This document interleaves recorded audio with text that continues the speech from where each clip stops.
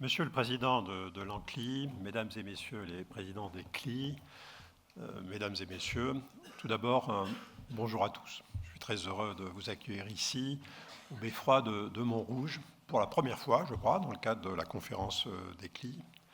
Et historiquement, un beffroi est en général un lieu équipé d'une grande tour, à partir de laquelle il est possible de surveiller l'arrivée de ses ennemis. Ici, nous n'avons pas d'ennemis. Nous sommes tous ensemble. Nous sommes tous dans une même communauté et notre ambition est de partager nos expériences, de partager nos visions, de partager nos moyens, de partager nos retours d'expérience pour pouvoir améliorer sans cesse le contenu de l'information qui est diffusée à l'ensemble de la population concernant le fonctionnement des installations nucléaires. Et ces préoccupations sont les mêmes, toujours les mêmes, que celles qui avaient été définies dans la circulaire dite Mauroy, le 15 décembre 1981, qui a créé les CLI et qui a suscité la création également de l'association ANCLI, et qui a confié aux CLI la mission d'organiser la diffusion de l'information ainsi que le suivi des impacts des grandes installations énergétiques sur notre territoire. Cette réunion nous permet d'échanger, comme je l'ai dit, notre expérience, mais elle permet aussi aux CLI d'échanger entre elles leur expérience, en plus, bien évidemment, des forums dont elles disposent au sein de l'ANCLI. Mais cette journée qui nous assemble, qui réunit les exploitants, qui réunit bien évidemment l'autorité de sûreté, son appui technique, l'IRSN, est un moyen d'aller encore plus loin dans cet échange d'expériences entre nous. Et la circulaire Mauroy disait clairement, et je tiens à le rappeler parce que ça me semble important, que cette réunion de fréquence annuelle devait être une réunion à partir de laquelle il était possible d'émettre des avis, des recommandations, en vue notamment d'améliorer l'information du public sur ces installations nucléaires. Et c'est là, me semble-t-il, l'objectif de cette 36e réunion et dans cette 36e conférence des CLI, échanger l'expérience, tirer des recommandations en vue d'améliorer l'information du public. Notre journée sera centrée sur ces questions qui incluent également les conditions de concertation, de participation et d'association des parties prenantes concernant le nucléaire. La matinée, cela a été dit rapidement, permettra d'illustrer différents modes d'action à partir d'exemples tirés, comme le développement de la culture de radioprotection à travers le partenariat ANCLI-CLI et autorités de sûreté, avec sa prolongation dans le cadre de la création future de l'ASNR. La concertation des parties prenantes autour du 4e réexamen de sûreté des réacteurs de 1300 MW et la campagne de distribution de comprimés d'iode stable qui a été récemment lancée. Notre après-midi sera organisé autour d'une question centrale, au cœur de la raison d'être des CLI et des conférences annuelles: comment susciter l'engagement à l'échelle territoriale sur les questions liées à la sûreté nucléaire et à la radioprotection. Nous aborderons les différents sous-jacents de cette question de l'engagement autour de 3 séquences. La première sera la présentation des enseignements tirés d'une enquête commanditée par l'ASN et l'ANCLI sur les comportements et les attentes des riverains des centrales nucléaires en matière d'information. La seconde séquence sera une table ronde permettant de croiser les expériences dans les relations avec les populations, mais autour de différents secteurs d'activité à risque et pas seulement le nucléaire. Et la troisième séquence nous permettra de nous interroger sur les leviers potentiels de mobilisation des citoyens et des parties prenantes dans les différentes étapes des processus d'instruction et de décision. Les questions que nous aborderons aujourd'hui sont les fils conducteurs de nos travaux depuis plusieurs années.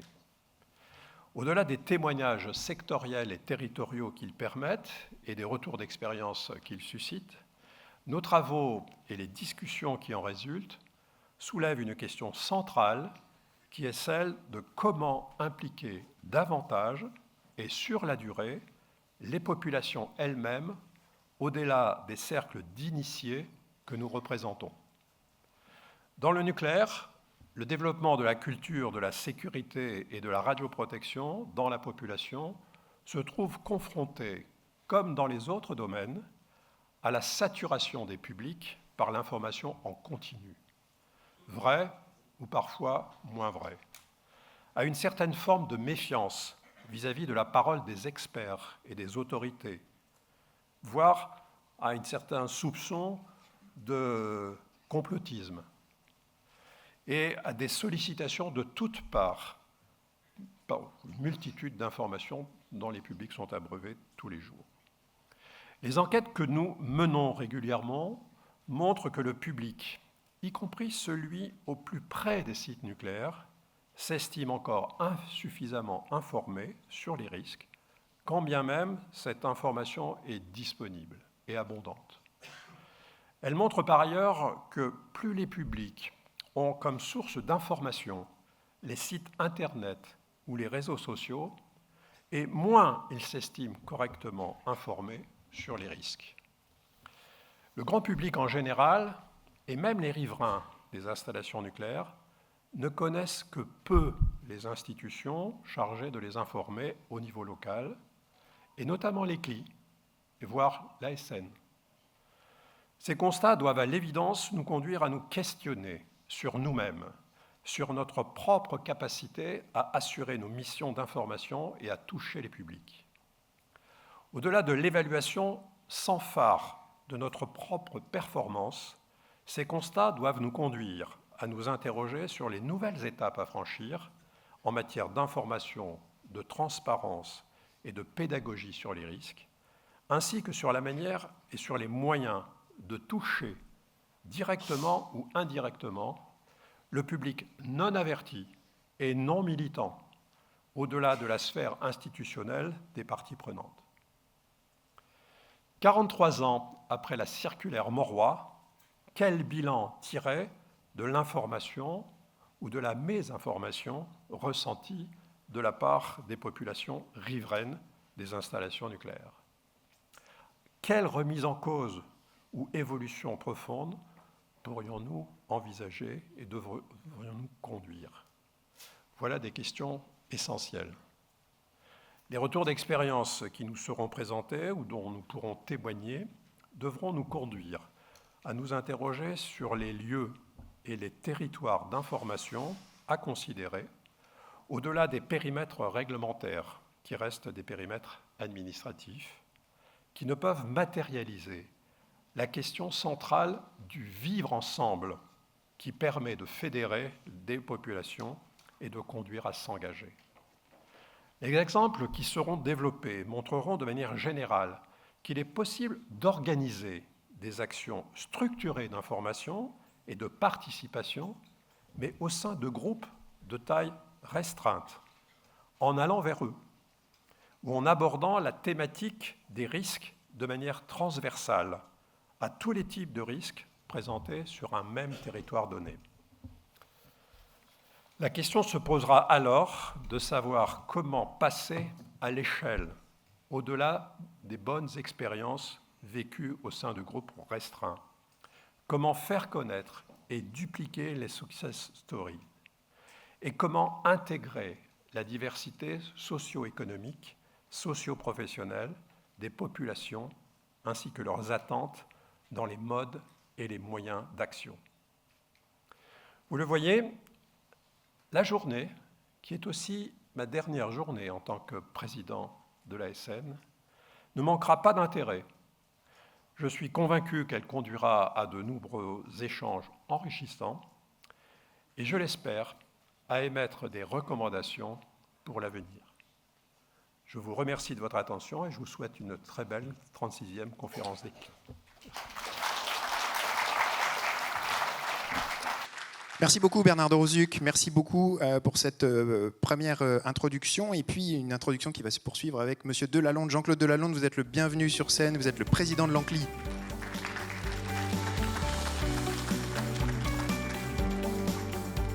Alors, juste avant que vous disiez le premier mot, je je fais une précision, vous allez voir, elle est d'importance, il y a du Wi-Fi. Apparemment, plusieurs d'entre vous cherchaient un moyen de communiquer avec l'extérieur dans ce sous-sol. Il y a du Wi-Fi et c'est un message de première importance. Dans la pyramide des besoins, vous le savez. Merci beaucoup, Monsieur Delalonde. Je vous laisse la parole cette fois. Merci. Monsieur le Président de l'Autorité de sûreté nucléaire, Mesdames et Messieurs, chers amis, nous voici à nouveau réunis pour un rendez-vous attendu et plébiscité par nos présidentes, nos présidents et nos membres de CLI, la 36e conférence, 36e déjà. C'est une belle longévité et j'espère que nous nous reverrons chaque année encore pendant longtemps. C'est également une belle réussite que nos conférences, là je parle bien sûr du passé, mais je suis persuadé, j'espère que celle-ci sera aussi couronnée de succès. Et cette réussite, personnellement, je considère qu'elle est due notamment au caractère neutre, au caractère transparent, à la diversité des acteurs que nous représentons, que nous sommes, et des points de vue qui s'y rencontrent dans le respect des opinions, comme vous l'avez rappelé dans votre propos. Notre conférence ne cherche pas à se positionner pour ou contre le nucléaire. Elle ne cherche pas à changer les points de vue. Elle les partage. Elle les pose sur la table des discussions. Et elle écoute cette diversité qui constitue notre richesse. La France est le seul pays à avoir inscrit dans le Code de l'environnement tant l'existence des CLI que leur mission d'information, leur mission de suivi, d'expertise et d'analyse, ce qui contribue au principe d'amélioration continue de notre bien commun à tous, que nous rappelons à chaque fois, Monsieur le Président, la sûreté. Nous devons poursuivre nos efforts pour travailler ensemble, en bonne intelligence, dans le respect et dans l'indépendance de nos rôles et de nos missions, fixés pour l'instant par les excellentes lois de 2006 et de 2015. J'espère que la dernière sera, dans son application, tout aussi bonne et excellente que celle que l'on a vécue depuis maintenant presque 20 ans. Vous le savez, Monsieur le Président, les membres du bureau de l'ANCLI vous ont rencontré avec les commissaires de l'ASN en juin dernier et vous ont interpellé sur leur crainte d'un changement possible dans la relation CLI-expert-contrôleur à l'occasion de la création de l'ASNR. Une crainte de perdre les bénéfices acquis depuis plus de 20 ans, du dialogue constant et de confiance entre les acteurs du nucléaire. Cette confiance, nous la retrouvons, nous l'avons retrouvée il y a encore quelques jours, et on en parlera aujourd'hui, dans la concertation organisée avec le Haut Comité pour le 4e réexamen de sûreté des réacteurs de 1300 MW. Il convient de signaler que la convivialité de cette concertation, qui a entouré les réunions publiques et les ateliers organisés par les CLI, en cette période où le nucléaire semble parti pour nous accompagner pendant de très nombreuses années, échanger dans le respect des idées et des personnes est un signe de maturité et une marque de fabrique dont nous pouvons également nous féliciter collectivement. D'autant plus que lors de cette concertation, tous les acteurs, le Haut Comité, les CLI, l'ANCLI, l'ASN, l'IRSN, l'exploitant et les garants, ont joué le jeu de la franchise. Pas de langue de bois dans les réunions publiques et dans les webinaires. Une franchise et une transparence indispensables dans un domaine d'activité où la suspicion reste ancrée dans les esprits, très profondément. Les résultats de l'étude Verian, vous l'avez dit, Monsieur le Président, qui nous seront présentés cet après-midi, le confirmeront. Sur le sujet de la campagne de mise à disposition des comprimés d'iode, j'ai été dans l'obligation, ça m'arrive, semble-t-il, régulièrement, de pousser ce que certains ont défini auprès de moi comme un coup de gueule. Oui, car nous régressons. Oui, car on ne nous donne pas les moyens d'une vraie culture de la radioprotection. Le rôle des pharmaciens, les délais, la rigidité des rouages administratifs, rien de tout cela ne nous permet d'avancer sereinement et efficacement dans la bonne direction, alors qu'il s'agit d'un problème de santé publique. Mais nous aurons l'occasion d'en discuter, et j'en profite à ce moment de mon intervention pour saluer M. Nicolas Régny, l'adjoint au sous-directeur de la préparation, de l'anticipation et de la gestion des crises que j'ai pu rencontrer il y a un peu plus de 10 ans maintenant au Québec, lors d'un colloque organisé par le gouvernement canadien sur la communication de crise et pour lequel nous intervenions déjà tous les deux. L'engagement, l'association, l'implication des populations et des parties prenantes restent au cœur de nos 2 tables rondes de cet après-midi.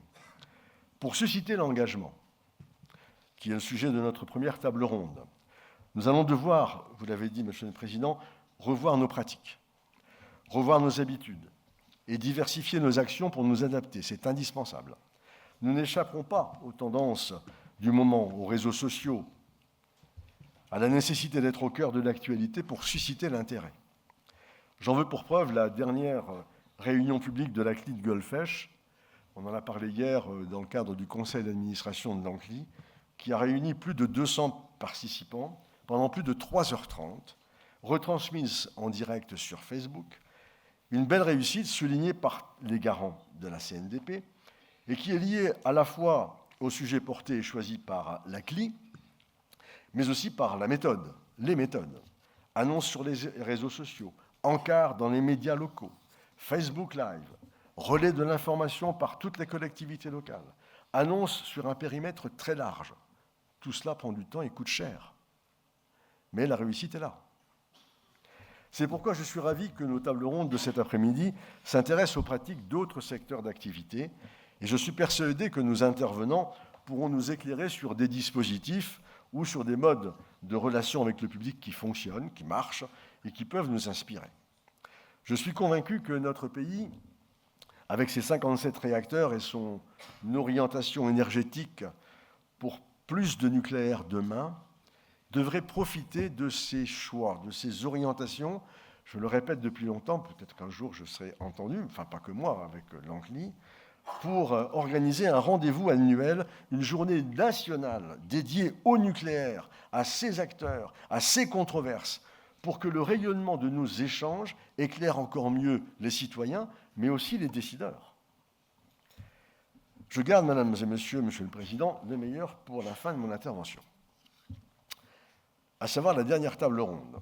Quel levier pour associer les parties prenantes à l'expertise et à la décision?